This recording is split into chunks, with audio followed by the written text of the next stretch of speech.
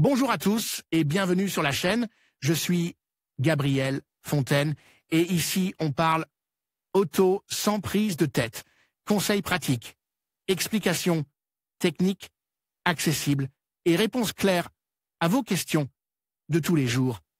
Que vous soyez débutant ou passionné, vous allez trouver ici de quoi mieux comprendre et entretenir votre voiture. Pensez à vous abonner, à laisser un petit like et restez avec moi jusqu'à la fin de la vidéo. Chaque détail peut faire la différence. Nikola devait révolutionner le transport lourd avec ses camions et pick-up électriques et à hydrogène, mais tout a basculé lorsque cette entreprise, lancée avec succès en bourse par l'intermédiaire d'un opérateur, a commencé à manquer les échéances de ses premières commandes et, surtout, après la publication d'un rapport indépendant dans lequel la start-up est considérée comme une vaste escroquerie.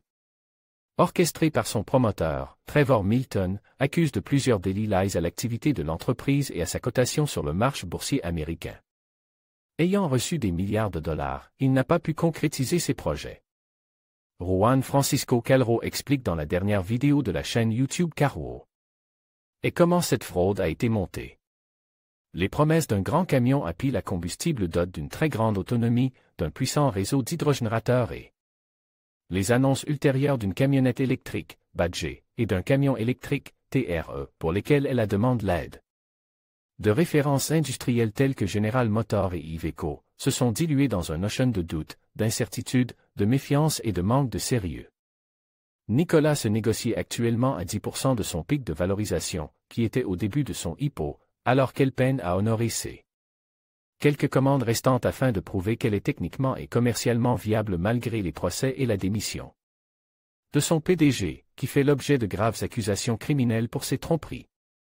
Configurez votre nouvelle voiture électrique ici. Abonnez-vous à la lettre d'information de la rédaction de Carwo en saisissant votre adresse électronique ci-dessous pour recevoir des mises à jour sur nos dernières vidéos, critiques, actualités et articles de blog.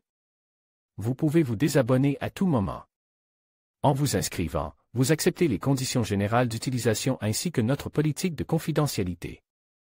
En conclusion, la question de savoir si Nikola est une escroquerie demeure ouverte, surtout à la lumière des promesses non tenues concernant le camion à hydrogène qui n'a jamais vu le jour.